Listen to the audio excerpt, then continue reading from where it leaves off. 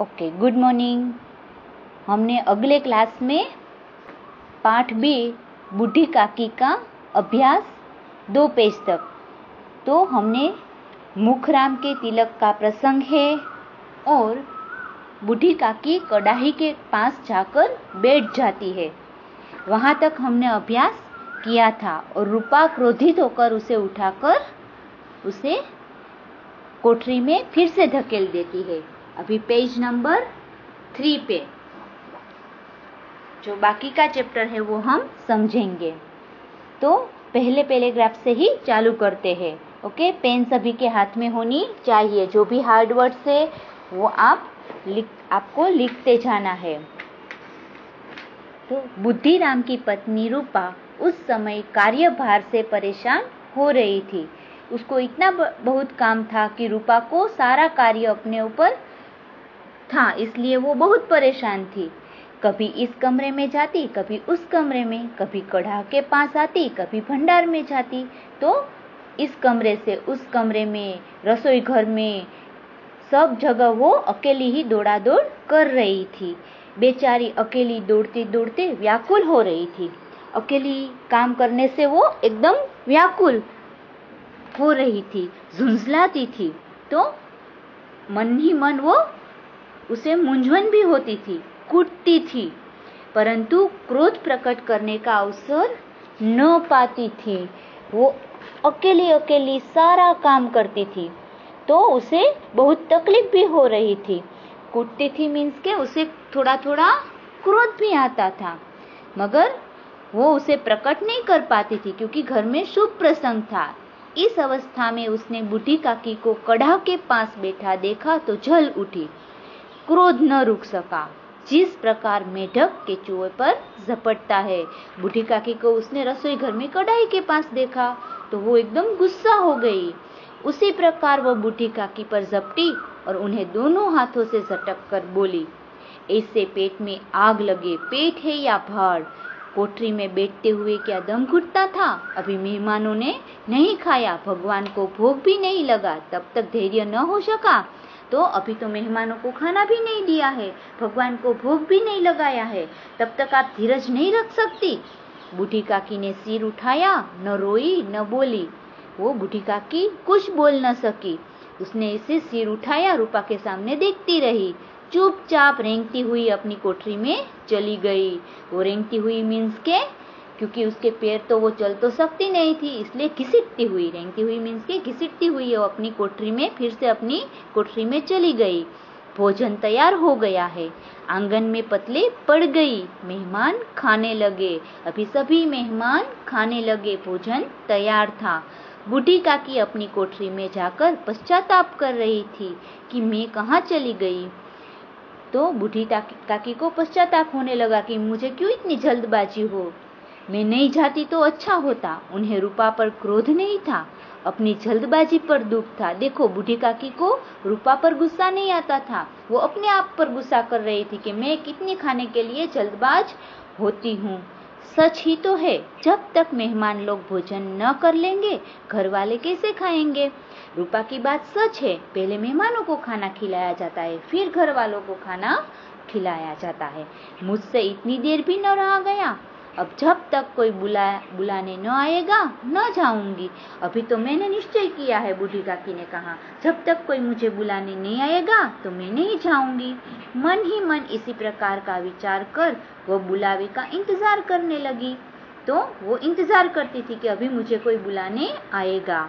वह मन को बहलाने के लिए लेट गई। वो थोड़ी देर अपनी कोठरी में सो गई। धीरे धीरे एक गीत गुनगुनाने लगी, अपना दुख भूलने के लिए वो गीत गाने लगी। उन्हें मालूम हुआ कि मुझे गाते देर हो गई। उन्हें पता चला कि अभी तो कितनी देर हो गई, मेहमान भी खाकर चले गए होंगे, मैं कब से गीत गाकर सोती हुई हूँ। क्या इतनी देर तक लोग भोजन कर रहे होंगे? अरे इतनी देर तक क्या अभी तक मेहमान खाना खा रहे होंगे? किसी की आवाज नहीं सुनाई दी। अवश्य ही लोग खा पी कर चले गए। बूढ़ी काकी ने सोचा कि अभी तो बहुत देर हो गई है, सभी मेहमान खा पी कर चले गए होंगे, मुझे कोई बुलाने नहीं आया। वो सोच रही थी मन में कि मुझे तो किसी ने खाने के लिए नहीं बुलाया। रूपा चिढ़ गई है, शायद रूपा मुझ पर गुस्सा है, क्या जाने न बुलाए। तो पता नहीं अभी बुलाएगी कि नहीं। बूढ़ी काकी चलने के लिए तैयार हुई। यह विश्वास है कि 1 मिनट में पुड़िया और मसालेदार सब्जियां सामने आएगी। उनकी स्वादेंद्रियां गुदगुदाने लगी। तो बूढ़ी काकी ने सोचा, अब मैं ही जाती हूँ।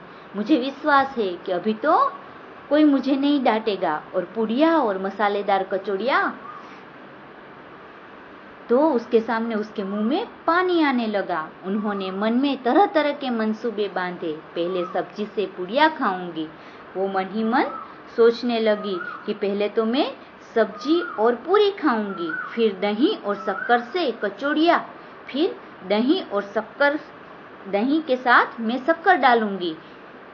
कचौड़ियाँ रायते के साथ मजेदार मालूम होगी और कचौड़ी है वो मैं रायते के साथ खाऊंगी। चाहे कोई बुरा माने चाहे भला, मैं तो मांग मांग पर खाऊंगी। आज तो मैं जितना हो सके उतना, किसी को अच्छा लगे या बुरा लगे, मैं तो मांग मांग कर खाऊंगी। भले किसी को बुरा लगे, मैं भले बुरी लगूं, लोग कहेंगे ना कि ये तो भूखड़ है, भले मुझे कुछ भी बोले, मगर मैं तो आज खूब खाऊंगी। यही ना लोग कहेंगे कि इन्हें विचार नहीं है। लोग इतना ही कहेंगे ना कि ये तो बूढ़ी हो गई, मगर इतना खाने का उसको है, कहाँ करे। इतने दिन के बाद पुड़िया मिल रही है तो मुंह झूठा करके थोड़े ही उठ जाऊंगी। अभी इतने दिनों के बाद मुझे पुड़िया मिल रही है तो मैं थोड़ा इतना चक्कर ही रख दूंगी, मैं तो पेट भर के खाऊंगी। वह उकड़ू बैठकर हाथों के बल सरकती हुई आंगन में आई। फिर से वो घसीटती हुई आंगन में आई। परंतु हाय दुर्भाग्य, मेहमान मंडली अभी बैठी हुई थी, मगर उसका बदनसीब, दुर्भाग्य यानी बदनसीब, अभी मेहमान तो बैठे हुए थे। कोई खाकर उंगलियां चाटता था, कोई तिरछे नेत्रों से देखता था कि और लोग अभी खा रहे हैं या नहीं। तो मेहमान कोई उंगलियां चाट रहा था, कोई एक दूसरे के सामने देख रहा था कि अभी तो वो खा रहा है, देखो कितना खा रहा है। इतने में बूढ़ी काकी रेंगती हुई उनके बीच में जा पहुंची। वो बेचारी घसीटती हुई, रेंगती हुई यानी घसीटती हुई मेहमानों के बीच जा पहुंची। पंडित बुद्धिराम काकी को देखते ही क्रोध में तिल मिला गए। तो जैसे ही उसने काकी को देखा, तिल मिलाना यानी एकदम विकल, गुस्सा होना। तो बुद्धिराम ने जैसे ही काकी को देखा वो बहुत गुस्सा हो गए। लपक कर उन्होंने काकी के दोनों हाथ पकड़े और घसीटते हुए लाकर उन्हें अंधेरी कोठरी में धम से पटक दिया। उसने उसको दोनों हाथ पकड़े और घसीटा एकदम बूढ़ी काकी को। घसीटते घसीटते उसको गुस्सा होके उसकी कोठरी में उसे घा कर दिया। मेहमानों ने भोजन किया, घर वालों ने भोजन किया, बाजे वाले, धोबी, नाव भी भोजन कर चुके, परंतु बूढ़ी काकी को किसी ने न पूछा। सभी मेहमानों ने भी भोजन कर लिया, घर वालों ने कर लिया, जो बाजे वाले आए थे, धोबी, नाव, जिसको भी इनविटेशन दिया था वो सब भोजन कर गए, मगर बूढ़ी काकी को किसी ने खाना नहीं दिया। बुद्धिराम और रूपा दोनों ही बूढ़ी काकी को उनकी निर्लजता के लिए दंड देने का निश्चय कर चुके थे। बुद्धिराम और रूपा ने सोचा कि बूढ़ी काकी 2 बार यहाँ आई है, इसलिए उसको आज नहीं खाना मिलेगा। वो दोनों ने तय किया था आज बूढ़ी काकी को हम कुछ खाना नहीं देंगे, क्योंकि वो बिना खाए रह नहीं सकती है।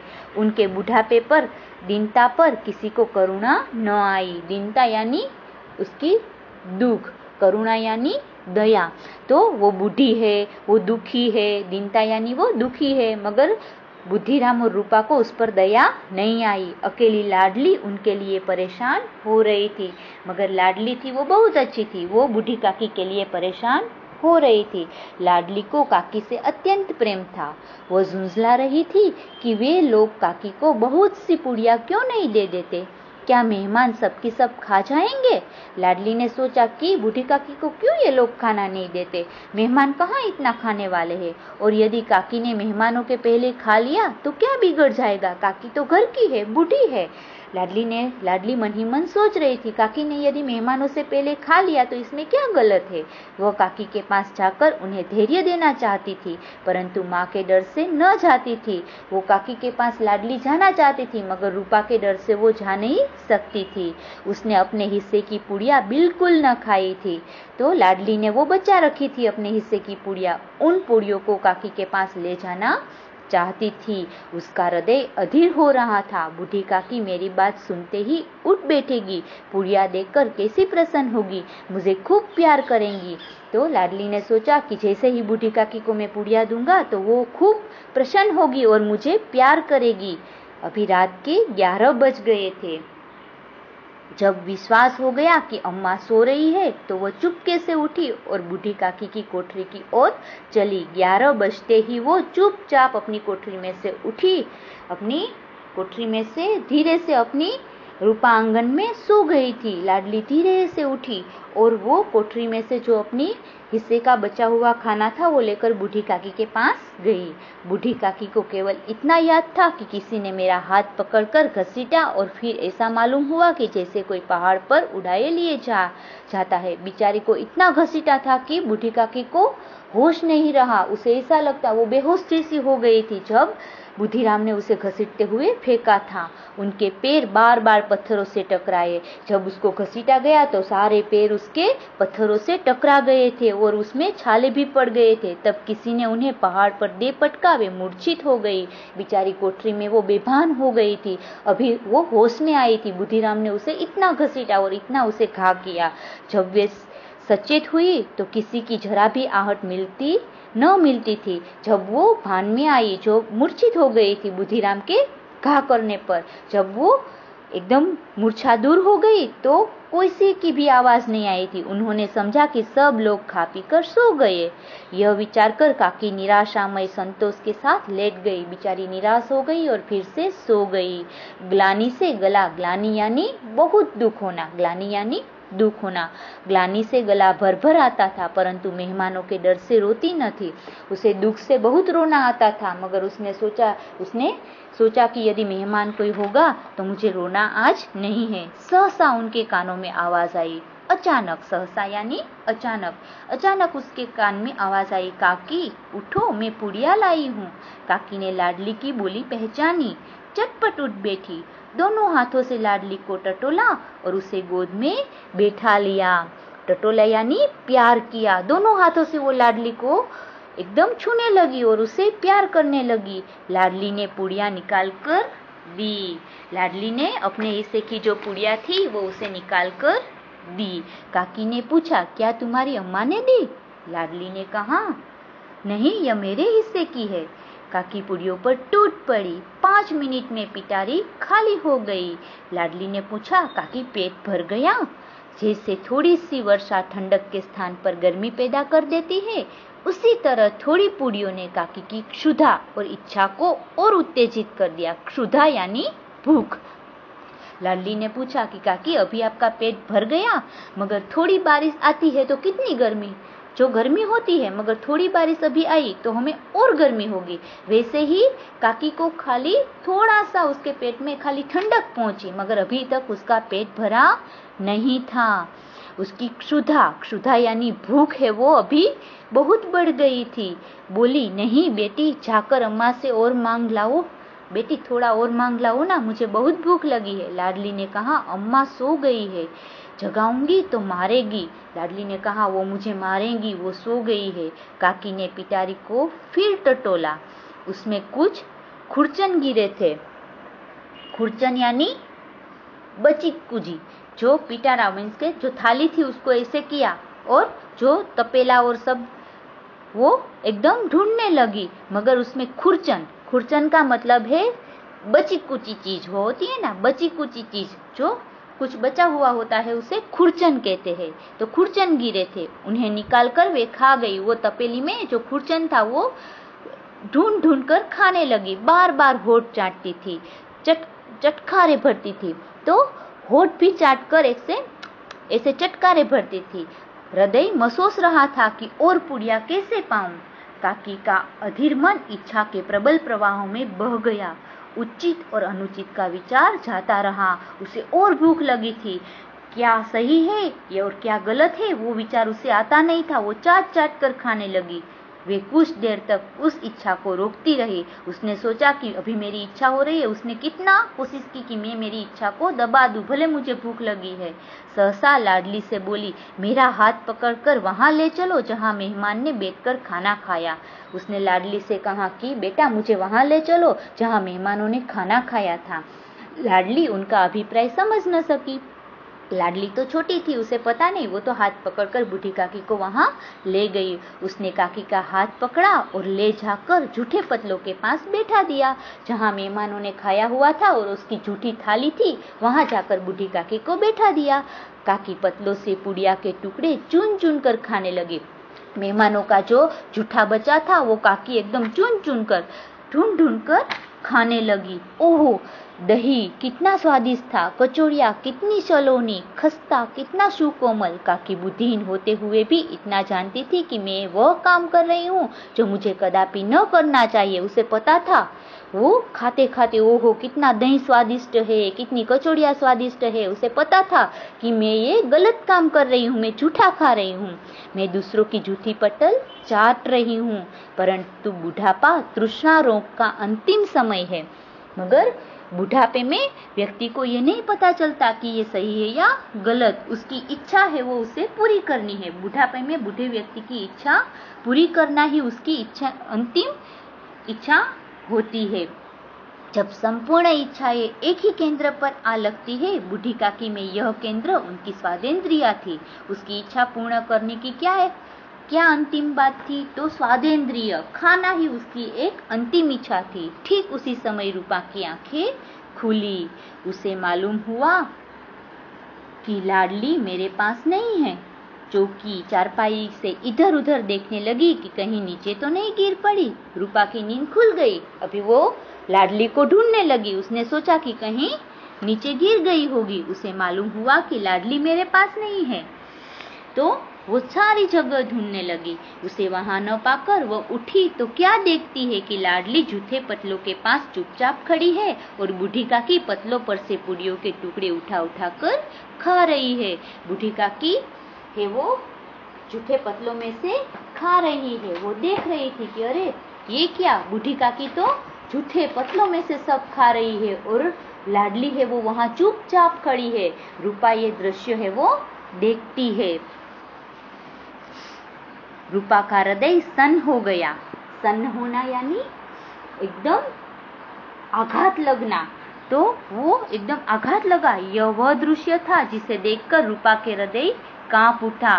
उसका हृदय है वो कांप उठा, एकदम उसे अफसोस होने लगा। वो पश्चाताप करने लगी। ऐसा प्रतीत होता मानो जमीन रुक गई, आसमान चक्कर खा रहा है, संसार पर कोई विपत्ति आने वाली है। रूपा को क्रोध न आया। शोक के सम्मुख क्रोध कहाँ, करुणा और भय से उसकी आंखें भर आई। इस अधर्म के पाप का भागी कौन है? तो उसे गुस्सा नहीं आया। जमीन रुक गई, आसमान चक्कर खान रुक गया, सब उसी जगह थम गया और वो सन्न रह गई। ऐसे ही ऐसे वो बेजान खड़ी रह गई रूपा, और उसे क्रोध ना आया। उसकी आंखों में दया आई। उसके डर लगा कि अरे अरे मैंने कितना अधर्म किया है, वो धर्म के विरुद्ध काम किया है, मैंने बहुत बड़ा पाप किया है। उसने सच्चे हृदय से गगन मंडल की ओर हाथ उठाकर कहा, परमात्मा मेरे बच्चों पर दया करो, इस अधर्म का दंड मुझे मत दो, नहीं तो मेरा सत्यानाश हो जाएगा। तो रूपा आकाश के सामने देख के ऊंचे हाथ कर कर भगवान से माफी मांगने लगी कि मेरे पाप की सजा मेरे बच्चों को मत देना, मैंने बहुत बड़ा अपराध किया है। रूपा की ओर स्वार्थपरता और अन्याय इस प्रकार प्रत्यक्ष रूप में कभी न दिख पड़े थे। पहली बार रूपा इतनी अच्छी हो गई थी। वो सोचने लगी, हाय कितनी निर्दयी हूँ, मैं कितनी निर्दयी हूँ, मुझ में जरा भी दया नहीं है, जिसकी संपत्ति से मुझे 200 रुपया वार्षिक आय हो रही है। यहाँ अंडरलाइन करना, 200 रुपया मिलता था उसे। उस समय बूढ़ी काकी के संपत्ति में से 200 रुपया मिलता था। उसकी यह दुर्गति, मैंने उसके साथ इतना बहुत गंदा व्यवहार किया और मेरे कारण, हे दयामय भगवान, मुझसे बड़ी भारी गलती हुई है, मुझे क्षमा करो। रूपा ने दिया जलाया, अपने भंडार का द्वार खोला और एक थाली में सारा भोजन सजाकर लिए हुए बूढ़ी काकी की ओर चली। उसने कंठावरुद्ध स्वर में कहा। कंठावरुद्ध स्वर यानी बोल न सकना, गला है वो भर जाना। वो सारी थाली बनाकर बूढ़ी काकी के पास आई। काकी उठो, भोजन कर लो, मुझसे आज बड़ी भूल हुई, उसका बुरा न मानना, परमात्मा से प्रार्थना कर दो कि वे मेरा अपराध क्षमा कर दे। भोले भाले बच्चों की भांति जो मिठाइयाँ पाकर मार और तिरस्कार सब भूल जाता है, बूढ़ी काकी सब भुलाकर बैठी हुई खाना खा रही थी। उनके एक एक रोए से सच्ची सदिच्छाएं निकल रही थी और रूपा बैठी इस स्वर्गीय दृश्य का आनंद लेने में निमग्न थी। तो सच्ची सदिच्छाएं मीन्स के अच्छी आशीर्वाद। तो बूढ़ी काकी सब भूल गई, उसे मारा था, उसे पीटा था, और वो एकदम अच्छे से खाने लगी और रूपा भी खुश हो गई। और ये स्वर्ग सादृश्य वो एकदम मग्न होकर